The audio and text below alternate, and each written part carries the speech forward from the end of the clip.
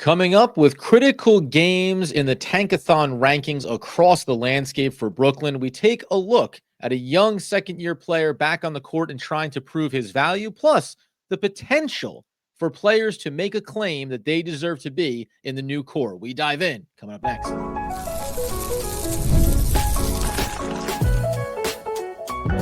You are Locked On Nets, your daily Brooklyn Nets podcast. Part of the Locked On Podcast Network, your team every day.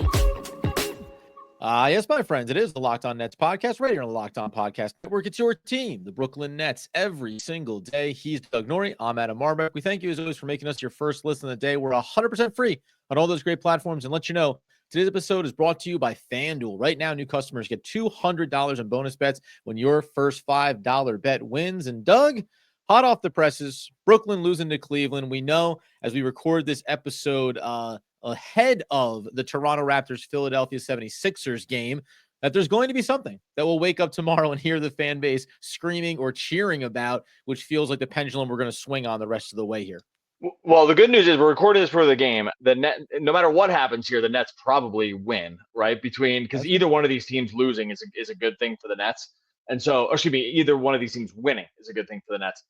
So it's so crazy. They can't even talk about this correctly. It's so insane.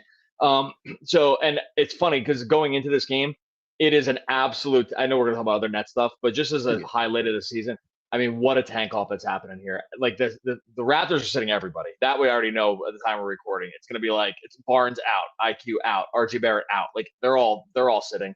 And then Philly already is without Maxey, already without PG, and already without Embiid. And they might still be like, yeah, Kelly Oubre, you take the day off. Andre Drummond, maybe you take the day off, and we'll go into war with like the Adam Bonas and Jeff Downtons and the Ricky Councils of the world. And like, it's just like everything that's wrong with the NBA. It's like everything that fans hate. I understand why teams do it. We've explained many times why it's in the team's best interest to lose games statistically. And it's just like so stupid for a sport. It's like, it just makes no sense. Like, how can fans get on board with stuff like this? And if anything, if the place I'm with the pro or like the anti-tanking crew, it's this. It's like, well, if I'm going to spend my time and money on this stuff, yeah, I'd like to just, could everyone put their best foot forward, please? Can we see Scotty Barnes and RJ Barrett and Emmanuel Quickly and guys like this? Or can we see Jamal Sheed and, AJ Lawson and whoever's going to end up playing for this? It's like, so I get why fans don't like it. It's like the rules are the rules, but what a mess. No, and I mean, like from a Nets perspective too, because we've heard this from the fan base as well. Or at least like, and this is kind of independent of even the tank season. Like the problem for the league, they had to go ahead and start instilling rules around games played in order to be eligible for awards at the end of the year. Because it isn't just about the tanking teams. It's also been about, back-to-backs, I don't know, superstars. They're not going to play in those. It's a long road trip. Maybe we won't show up here. And because of how long the playoffs are, and that's a great thing because 7-game series are fantastic when they're really good. But, man, that's actually to start the show. Why not kick it off in a way where we say, and the first rounds don't really matter that much because 8 seeds don't lose to, don't beat 1 seeds very often. Yeah. Two seeds don't lose to 7 seeds very often. And that's why, now play-in tournament. Right now you have a couple play-in games here, so 4 teams makes it a little more interesting. All of these efforts by the NBA are purely to manufacture reasons for teams and players to need to play and for fan bases to be engaged with the game on a night in, night out basis. And yet here we are, right? Eastern Conference, tons of teams all talking about, guess what? You're going to watch we're not 18 games left.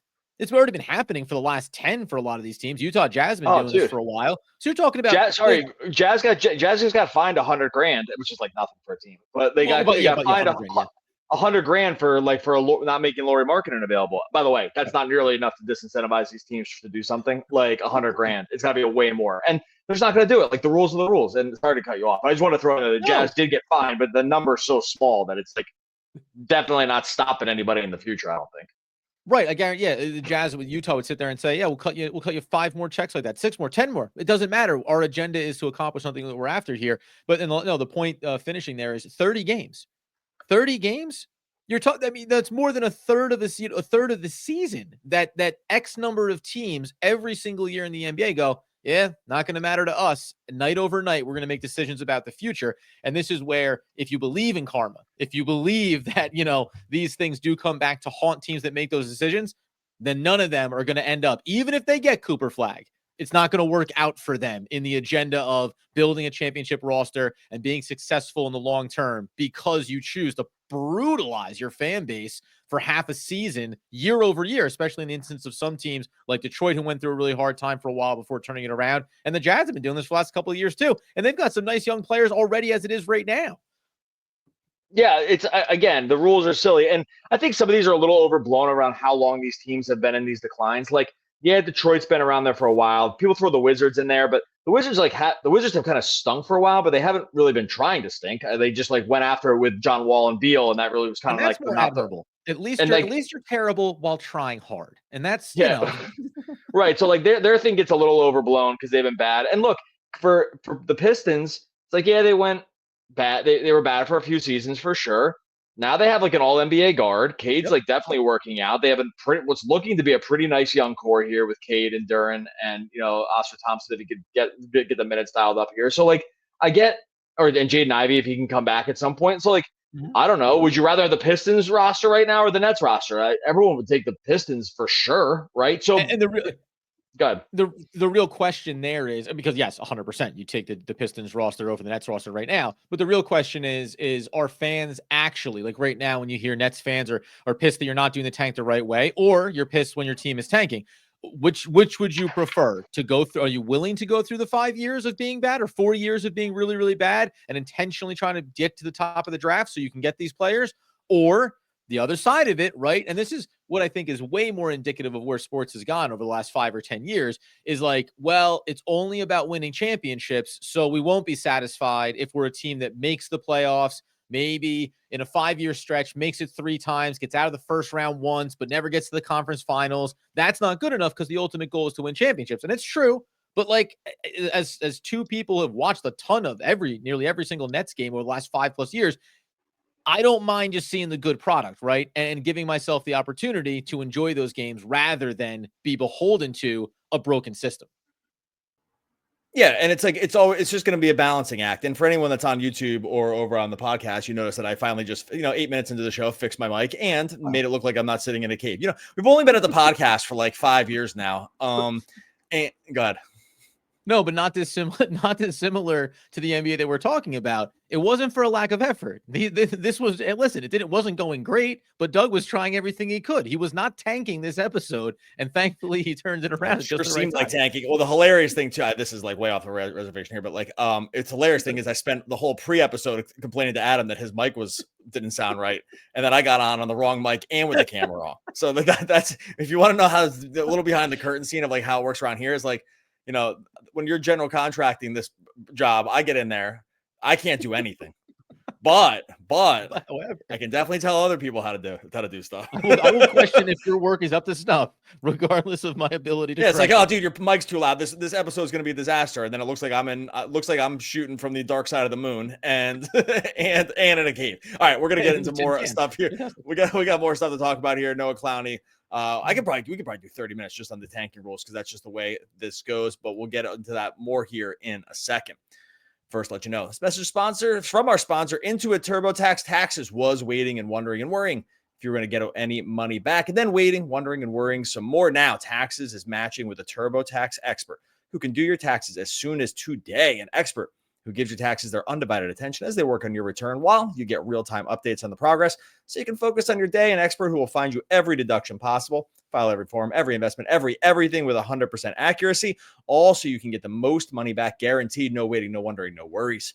Now, this is Taxes. Get an expert now at TurboTax.com. Only available with TurboTax Live full service, real-time updates only in iOS mobile app. See guarantee details at TurboTax.com/guarantees.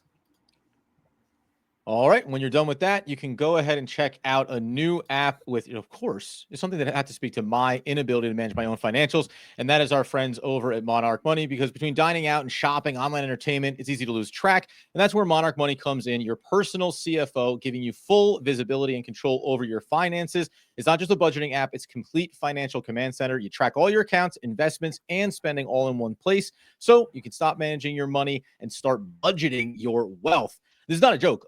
I do not, first of all, know how to track my own finances, and let alone know how to manage multiple apps. So the all-in-one convenience, instead of going to 3 different places to find out where my money is, starting a new job, having some actual investments on the back end for retirement, using Monarch, I can check out all the finances, track the spending, and even plan those long-term goals. Take control of your finances with Monarch Money. Use promo code LOCKEDONNBA at monarchmoney.com for 50% off your first year. That's monarchmoney.com. Code LOCKEDONNBA for half off your first year.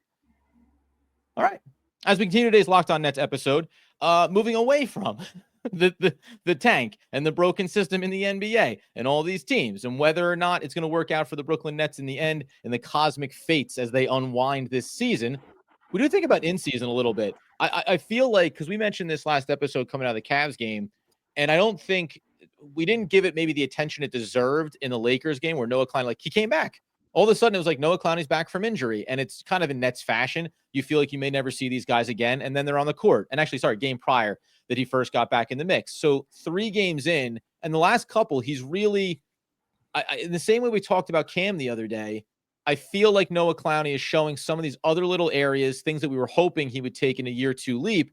The first question I have is, do you feel like we're going to be talking about Clowney the way we talked a little bit about Nick Claxton, where he just wasn't playing a lot of games and a lot of minutes for the first couple of seasons, very young player, so you have to kind of extend the developmental timeline and expectations for him now? Yeah, I mean, super young, so there's no determination at all on his ceiling or anything like that. I think it's been a different kind of year than we've expected. He was, dealt with injuries to some degree. He's only 20. He just turned 20. Like, that is so young for the NBA. It's like, he turned 20 in July. And so there's really, the fact that he's even playing sort of like good rotational minutes in the NBA at 20, and he wasn't a top pick, is very impressive. I think that alone kind of should tell the whole story. I think that the season for him has been different than we expected, because he's just not actually playing stylistically like he's seemingly built to play, or like he played last year. And so I think that that's what kind of throws off a little bit about what is he, because we've talked about this. If you're newer to the podcast, we've talked about this plenty in the past, but not for a while because he's been hurt, is that his shot diet really looks more like a shooting guard than it does of stretch 4 or stretch 5. Like, he only shoots threes. He does almost nothing at the rim. The rebounding was non-existent early in the year. And if you looked at his 3-pointers to total shots, and just I think it was just total shots to rebounds, it profiled like a guard, like an off-ball guard. Like, that's really what he looked like. Because all the other guys, and I can pull this stat up while we're talking, but all the other guys in that range were legit like it was like Tim Hardaway Jr. and Malik Beasley, and those were the Duncan Robinson, those were the other guys in the percentage of 3-pointers to overall field goal attempts. And then it was Noah Clowney. So I think it's been a little weird. I like that he has he has a quick trigger on the threes. I like that he can clearly shoot the 3. Yep, those are awesome, because you figure okay, well, what you can't create, you can always make the shot better, but you can't make someone 6'9", right? Yeah. I think when it comes to that, I think the future is still incredibly bright. I just think this year has not played out in a way that we kind of thought he would based on frankly just how big he is. That's really kind of the whole thing. Is that that track how you kind of think about it too? Yeah, and maybe we should have not an expectation that this is what this year would look like for him, but that with Jordi Fernandez, with a new head coach, you have to at least, bring yourself back to a baseline with somebody who started to get his feet wet at the back end of his rookie season, now come into the next year, and it's probably going to be, hey, developmentally, what do we want to see you focus on? It's a massive shift. As you mentioned, he's averaged almost 23 minutes a game this season. He averaged 16 last year in the 23 that he played in. but his rebound total was 3.5 per game on 60 minutes a year ago, 3.94 basically when he's playing now another 7 minutes per night. So like you look at those and you'd go, oh man, is this guy taking a step back? But then you have to ask yourself the other question, which is, if I told you that Noah Clowney has taken 322 field goal attempts this season so far, how many, either number or percentage, Doug, if you haven't looked at it, do you think have been taken from beyond the arc? Ask me again, because I was actually looking up. The stat real quick, but ask me the question real quick. What was it again? 322 field goal attempts for Noah Clowney. How many have been from 3-point range? Why it's got the percentage has got to be high. So it's, let's say 75%. And you can give me percentage if you want. 205. Oh, no, I mean, it's not a bad guess. It's not a bad guess, but you are 23 under. He has taken 322 shots. 228 of them have been 3-point attempts. That is almost 71% of his shot diet this season is from beyond the arc. That is nothing that anybody would have wrapped their head around coming into this season. And I did this the other day. We didn't get to it last episode because I was like, man, that number, it's such a high number. It kind of doesn't matter who you are. Cam Johnson has taken 643 shot attempts this year and taken 359 from beyond the arc. So it's like he's over 50%, but nowhere near the percentage for a guy that is known as a 3-point specialist borderline. He's taken nowhere near the same diet as Noah Clowney, 55, almost 56% for one Cam Johnson. So, I mean, like, it is shocking. And also, to your original question, probably really important that this is the developmental path Jordy Fernandez and the Nets are taking with him, because you mentioned it before. You can't coach size. This guy is already big. He already showed as a rookie athleticism, great rebounding skill. We believe that he has that defensive versatility. So let's make sure that he can do this. And if it's just about reps, give him all the reps in the world this year. When the games, wins and losses don't matter as much, because that means next year you can continue to fold in the next phase of his game and know that this is in his back pocket. Because guess what? For all that volume for Noah Clowney, hasn't dropped off. He was 36.4% on just 33 attempts last season. He's 35.1 on the 228. So, like, that is very good when it comes to sample size and what you think his role can be. Well, okay, and real quick. So one of the reasons I stumbled there is because I was just getting this stat. I was getting the because you weren't locked in. We get it. The lighting, the microphone. I knew it was like 70%. And I just did the math. I did the math. Just I'm actually annoyed at myself that I was, because I should have just said 215. And I was like, that would have been the 70%. I would have felt better. I would have been like, wow, that was a really good 205. Not as super annoying. But okay, but you'll like it because I'll land the plane here, because this is the list of guys. I'm not gonna read the whole list but basically anyone with more than 200 3-point attempts this year, as a highest percentage. So you just said Clowney's at 71% of his shots are 3-pointers. This is the quick list above him. Sam, and see what position all these guys play. Sam Merrill, AJ Green, Sam Hauser, Garrison Matthews, Max Strus, Isaiah Joe, Dante DiVincenzo, Peyton Pritchard, Grayson Allen, Duncan Robinson, Malik Beasley, Gabe Vincent, Derek White. It's every single one of those guys is just a prototypical shooting guard. Pretty much just prototypical shooting guard with a couple of stretch threes out there. And that are 3-and-D guys. Like, that's the whole list. And then it's Noah Clowney. He's for sure the tallest of this group by a lot. And so you read that list and it doesn't get like a whole lot better behind him. Lou Dort, Buddy Hield, Keon Ellis. Like that, you have to get down to Al Horford until you get a guy even kind of like it. Right. Mm-hmm. And so, and we know that he basically plays stretch 4 and the Celtics bomb threes. So it's just like a very interesting breakdown for him of where he's landed. And it's just not, I'll tell you right now, I got it on with Josh Lloyd to start I think it was this year, start the season. And it was about like Noah Clowney's upside. And I was like, he's going to play a lot. He's going to play center. He might be the backup center, the block shots. He's going to rebound. None of it. He hasn't done any of that stuff. It's pretty wild. Let's go ahead. We'll take a break here and come back on the other side. One of the reasons why I think, again, this is a critical stat and a critical development season for Noah Clowney as he comes back from the injury relative to another, maybe even the longest tenured net. We'll do that here to close things out in just one moment. All right, before we get to that, tell you our friends over at FanDuel. March Madness is here. FanDuel is giving you the chance to get in on the action like never before. Right now, new customers can get $200 in bonus bets when your first $5 bet wins. That's $200 extra bucks to use in everything from buzzer beaters to Cinderella stories. who he's been cutting down the Nets here in a few weeks. Look, you want to get in the underdogs, just get in there all day Thursday. That's basically all you need to do. It's like a holiday. It's a holiday. Take the day off from work. That's okay. Like this is FanDuel's going to keep you busy all day long with the bracket. You fill out the bracket, but then you actually get to work over on FanDuel. You get those $200 in bonus bets when that first $5 bet win. It's super easy and fast. The FanDuel app is easy to use. When you win, get paid instantly. No waiting around. Visit FanDuel.com and get in on the college hoops action all tournament long at FanDuel.com. All right. So as we tie a pretty little bow on today's Locked On Nets episode, we, of course, are talking about Noah Clowney. So the one thing that jumps out to me, and again, they're not the same player, blah, blah, blah, blah. But there's two things that jump out to me when it comes to Noah Clowney relative to thinking back to like Nicholas Claxton. From the second that Nicholas Claxton became a Brooklyn Net, and again, much better rim protector, or at least a very clearly defined rim protector, right? Elite at shot blocking early in his career. But then, right, real thin guy, not so sure he's going to be able to bang against the big bodies. And he is a guy who played point guard once upon a time in high school, yet that was never really something you sniffed at. And there was none of the things at the college level that would suggest, hey, this is a track that he can go on. But I think it's really important that we didn't come into year two of Noah Clowney, even with the injuries and a smaller sample size, obviously, and see the Brooklyn Nets still having that type of conversation.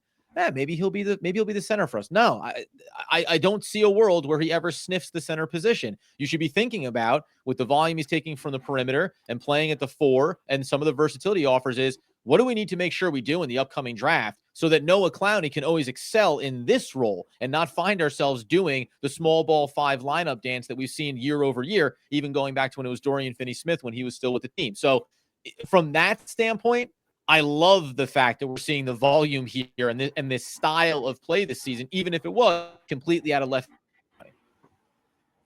It's great. I think it's great. I think like being able to shoot the threes, and in this modern NBA, if you can have a 6'9" guy who can shoot threes, like you absolutely have something. Everything else can come. Everything else, like you can figure the rest of this stuff out.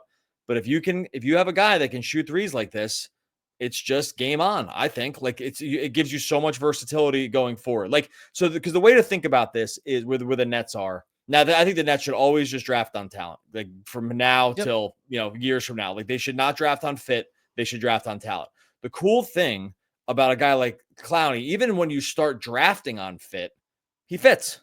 Like make up the scenario. Yes. Like give yourself the scenario. It fits. It's kind of like why you wouldn't trade Cam Johnson to some degree. Because it's like, well, no matter which way we go, he'll be able to play with like anybody who comes in here. Draft Cooper Flag, he can play with him. Draft a point guard, he can play with him. Draft another exact clone of Cam Johnson, or he can play with that guy too. Like, so they could all play together. Whereas what was like, if you drafted another Claxton, he can't play with Claxton, right? And he can't. If you drafted another deal, I'm just making these scenarios up because it's silly. No, I know. No, if you draft another D'Lo, you can't play. You can't play them together, but with these guys, you can play them with anybody. So I think it's all good news. It's been different than expected, but it's better. Like not better, but it's different, but not bad. Let me put it that way. Well, how about this too? And because the reason why I started to laugh is because, like drafting another Claxton, they couldn't play together, or just having like a Ben Simmons and a Claxton together, they can't play together, or just having like a Day'Ron Sharpe and Nick Claxton, they just can't play together. Like, there's so many examples of the Brooklyn Nets being like, got a bunch of guys, like, can they play together? Well, that's, neither here nor there. Yeah. The bottom line is they could maybe one day be beneficial for this team. Now, the one last thing I'll say on Clowney, because we're talking about the offensive game, and by the way, his true shooting percentage is 57.2 with all of that volume from the on the arc in his game. But defensively, it's just worth noting that his rim defense is 90th percentile, difference between the field goal percentage of the player allows within 6 feet. So he does a nice job already in that category. The rim frequency percentage when a shot attempt at the rim where the player is able to contest the shot, 94th percentile in that. His block percentage is in the 80th percentile already. And then from a defensive versatility ability in terms of flexibility and roll and coverage, he's in the 86th percentile on that per Crafted NBA. So like, it's not like the defensive side of the basketball. All of a sudden we're saying, oh, he'll be this, perimeter shooter now offensively, and it's great that he can knock down the 3 ball. It's just that it's great to have that be a part of the offensive conversation, as opposed to, I feel like we're knocking a lot of, doing a lot of knock on Nicholas Claxton or Day'Ron Sharpe. Day'Ron Sharpe rebounds the hell out of the ball. Can't stop fouling people. Like, can't stay on the court long enough to be impactful, is limited defensively. That's not the conversation with Clowney. Young enough, showing the areas of development, and you can think about spending the next 2 years continuing to craft his basketball game, and he'll still only be 22 years old when you're at that point too. So it's really encouraging when you're going to go into a draft class where you may bring in another 3 or 4 first-round bodies to this team. And like juxtapose it against a little bit, like against Dariq Whitehead too, who's also very young, but like already Clowney has flashed like major NBA skills. It's not the full package now. Like he's not the full package. You wouldn't stick him out there for 35 minutes on a high level playoff team yet, but you can see it. Like you can see it not too far down the line where it's a couple years from now, the Nets have got like, they have something here for sure. And like, it's 70% of the shots are threes. If I had to make a bet right now, I would say that won't be like that forever, right? It's like that number's going to come down for sure. And I don't know, like, it's just so clear to me that this is a guy, like if I had a bet right now, like who's going to be on the team in 5 years, like playing, I'd be like, it'd be him in a landslide. Like, this came up the other day. I did the spot. Watch them trade him for a star. Anyway, sorry, go ahead. I did this with Cunningham, Locked On Cavs. You get the game preview, and he asked the question. I can't remember, like just kind of contextualizing, rebuilding a franchise, whatever. And he asked that. He's like, how many players was the question that are currently on the roster that you think will be here? And I think he said going into a third year. So, not 2 full seasons, then go into a third year.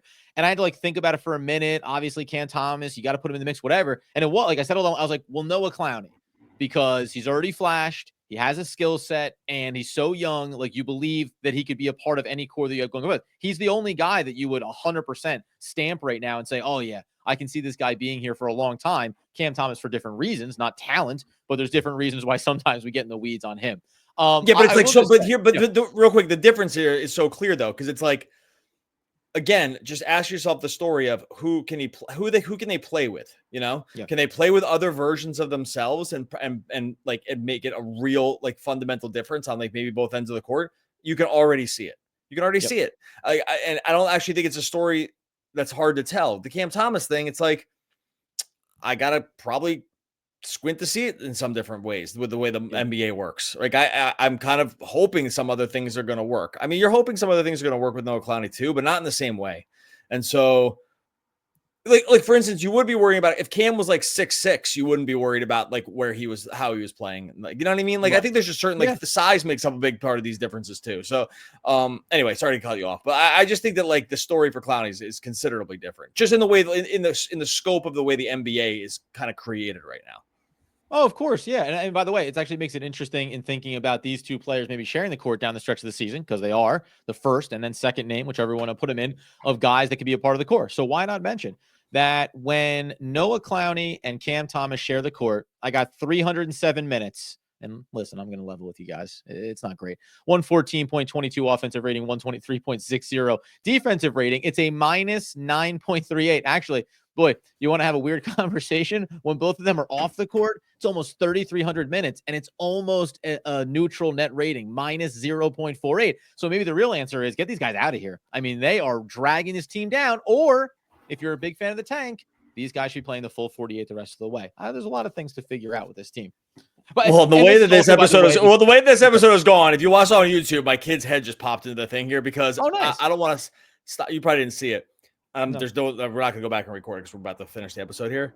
In case you're wondering, when you saw my kid's head, we have very strict rules. Like the door's closed. Like we're at work here. We're doing work. We're obviously working. Unless you have a question about a piece of the plot mechanics of the play Hamilton, and then. That's a clear cut. Then you open the door, you come on in, and you say, "Hey, quick question. When the British did this," I said, I'm in the middle of a podcast right now. She's like, "Oh, okay." She walked right back out. She's like, "Okay, I'll figure it out later." So anyway, I want to honor it. Like I want to be the dad that answers questions. So, but in case you're worrying, it's break glass in case of emergency or question about fictionalized versions of the U.S. Revolutionary War and its lead up. Yeah. So Scott Van Pelt's niece, I believe, came on NBA Countdown one night, during draft time and said, "Listen, I don't want to get into the weeds here, But rent wasn't just about financial concerns. There was more than just economics going on there. Correct. And they answered. Shocker. They answered because you have to have a policy in place. Well, it's been that kind of show. Yeah. Cam Johnson we'll talk about as well on the Friday edition of the podcast. And of course, we'll talk about this Toronto Raptors, Philadelphia 76ers game, that result, where it all stands as we continue to, clock watch here. They should have the draft right now. I think they should just pick the order, and all these teams should stop playing basketball and just go to the draft for all of the back end teams in the tank. That's my solution to the problem. And we'll just have kids come in. We'll just do whatever. We're gonna do our own version of we're rolling the balls out. NBA don't care. NBA don't care. Oh, you want us to care every single time? Well, watch this. This podcast will never embrace the tank, but you never know, man. It's the way this started. It's all me, by the way. Adam's nothing, collared shirt, nothing but a professional. It's me with the microphone and the camera and the kid, and it's what a mess. Okay, with that in mind, give us a rating over on Spotify. 5 stars or bust. Yeah, we're keeping it now more than ever. You got to go over ratings. We're keeping it real. If you're wondering if we're keeping it real, obviously. I mean, because if we weren't keeping it real, this would look like a disaster. But now we're keeping it real, so you know it's real. Go and subscribe over on Spotify, iTunes. Leave a review. 5 stars or bust. If you're not going to be 5 stars, don't bother. Yeah, just go. That's free for you to do. One click. Go subscribe on Spotify or wherever you listen to the podcast. I got there. Yeah, no, it was totally fine. It's a lot easier to embrace the pain cave when you're doing it with someone else. And that is from Laird Hamilton. And I'm not going to tell you that was pre-planned, but I have just tied everything in together to close this episode out. Is there a chance that Adam thinks the play Hamilton is about the surfer Laird Hamilton? Is it not about cresting that 100-foot wave? That's the real Hamilton. And one of the all-time great poets. We're back again tomorrow talking more Brooklyn Nets basketball. Basketball. Laird Hamilton.